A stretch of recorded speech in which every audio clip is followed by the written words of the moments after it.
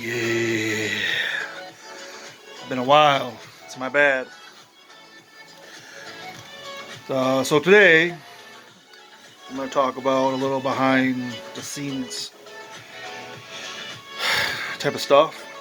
I happen to be going through my playlist on my channel, just to see, just to make sure I don't repeat myself on topics and stuff like that. And I came across on my it was a new content playlist, a video that my father had made, helped me make years ago, back in 2012.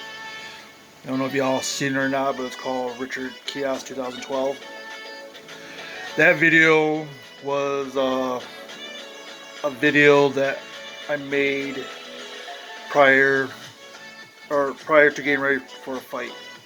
It was like a short version of what my day was like preparing for a fight.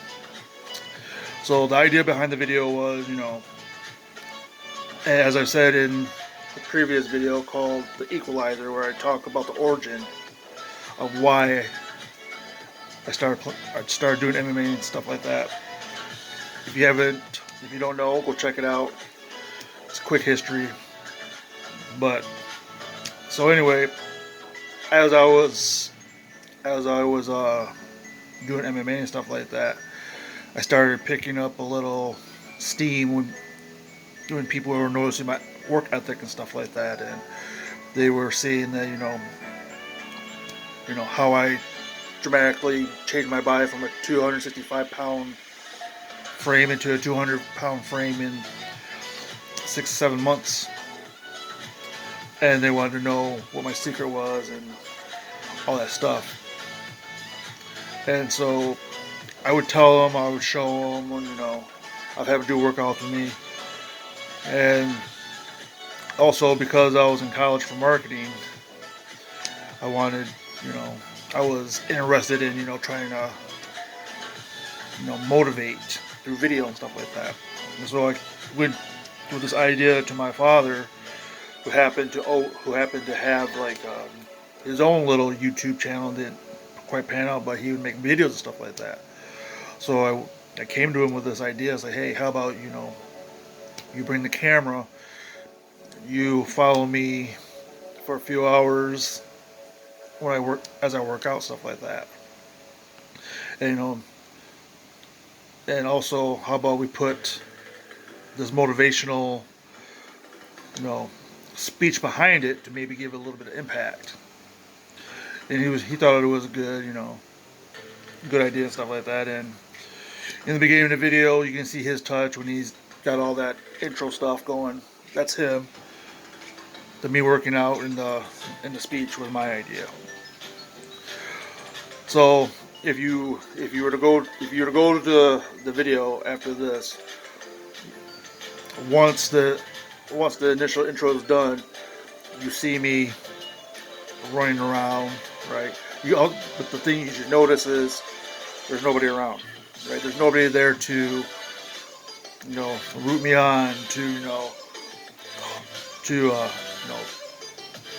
to motivate me on my own, right? And that's a key factor. That's one key factor of the video is, you can have all this fanfare, as I said, hey Richard, how'd you do this? Richard that. But when the hard work is being done, there's really nobody there. There's nobody there. That happened that I was at that gym at 10 o'clock in the morning. And I was there for like a good hour 20 minutes.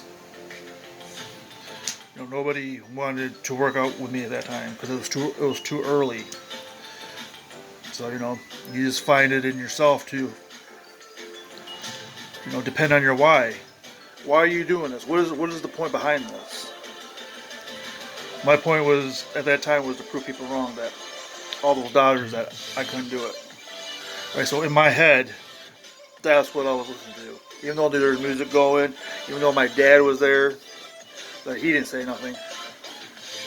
But it was in my head. It was in my heart that motivated me to be there, and do the workout, do what I needed to do to get better, get stronger, be more smarter, be more faster. There was that part. The other part, you'll just notice, like, once you see the run in, you see me doing, you see 2 cones, me holding a medicine ball and shifting back and forth, right? That's to improve your lateral quickness. So, for instance, what that's for is when they come in, you see them try to attack you, your best option is to shift out of the way as fast as you can, right? Make them miss, and then you take advantage of, their mistake. That was just to build, footwork. And so if you notice, I start off pretty strong and then I slow down. So what happened was, as I was shifting back and forth, I had tore my meniscus in my right knee. Previous to MMA, I had a knee injury.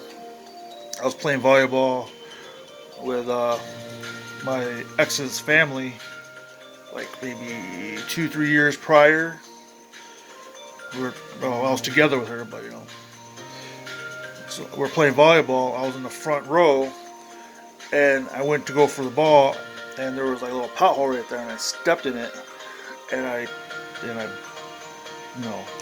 I did some damage to my knee, to the point where my knee, blew up. It was full of blood. But because I was so stubborn and so competitive, I still kept on playing. I still kept on diving for balls. I just let the adrenaline take over, and it did some damage to my knee. And so I just had that injury leg, there that whole time. And so when I did that cone drill, it just made it worse. But again, as I said, hearing those doubters, knowing that I was the only one there, willing to put in the work, I just kept on going. And so I go on and finish off my workout for that session, right? Once we were done, I think we were done by like 11:30. I was like, okay, now we're going to go to the gym. My dad was like, okay, first let me get a cigarette break, let me get some lunch, or let's get some lunch, stuff like that. I was like, I'm not going to eat, but because I still got working out to do. Like, okay, but let me just get my cigarette and have some coffee, and then we'll go. And so I think it took, I think we were back at it at like 12:10, right? Went in there, started doing my workout. I think I was there for another hour and 20 minutes. I shortened up my workout that day because he was there, and usually I'm in the gym for like 2.5 hours, stuff like that. And so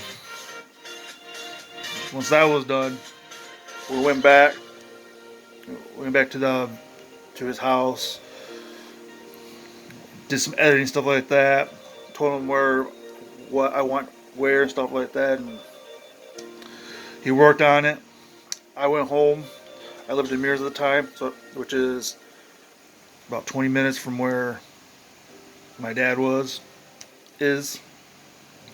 Went home, spent time with my kids, my girl. Came back to Ludington to do my MMA, class, which was at 7 o'clock. And then right after that was, an MMA class and or a jiu-jitsu class, right? So I was working out in class for another 2-3 hours.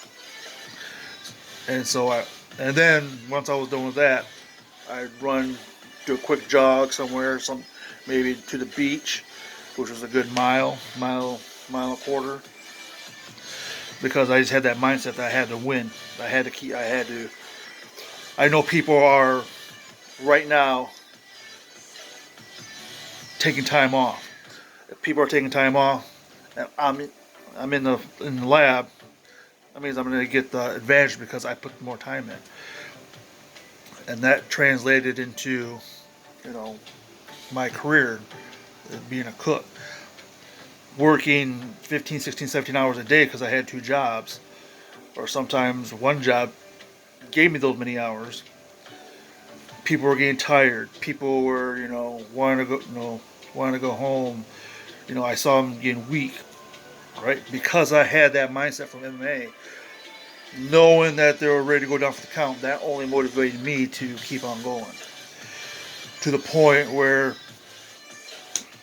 I outworked everybody, which led me to more hours, more promotion, pay raises, people wanting to hear my ideas, and that's where that stemmed from. That video pretty much shows the genesis of who I am today and what it took. That you don't need people cheering you on. You don't need, the the fanfare of, oh, this, that. No. If you truly, truly love something, you're just gonna do it. Right? If you get rewards, awesome. If you don't, well, oh well. Because what matters is you loved it. You had the passion for it. And that's how you should take life. If you believe in something, even though people are doubting you, or, they're like, that's not going to work out, you find a way to make it work. You make it happen. And I guarantee you, I promise you, those same people that doubted you will all of a sudden be like, oh my God, that's awesome. And they're kissing your ass. So, yeah, I just wanted to give you a quick behind the scenes. I noticed that video. I hadn't seen it in a while. And, I just want to talk about it and just say that's where my drive comes from. Because I had that why. And I said, I'm going to say this every time I get a chance. My why was my children. Right? That was the reason I did it, because I wanted to make them proud. I wanted to say, hey, that's my dad. Even though I lost, and I needed those losses, even though I lost, I still think I made him proud. That, I took a chance on something that nobody wanted to do. And like I said, that's something you have to do in life. If you believe in it and it's risky, weigh your options, right? If you feel like it's a lose-lose for you, then don't do it. If you feel there's a slight chance,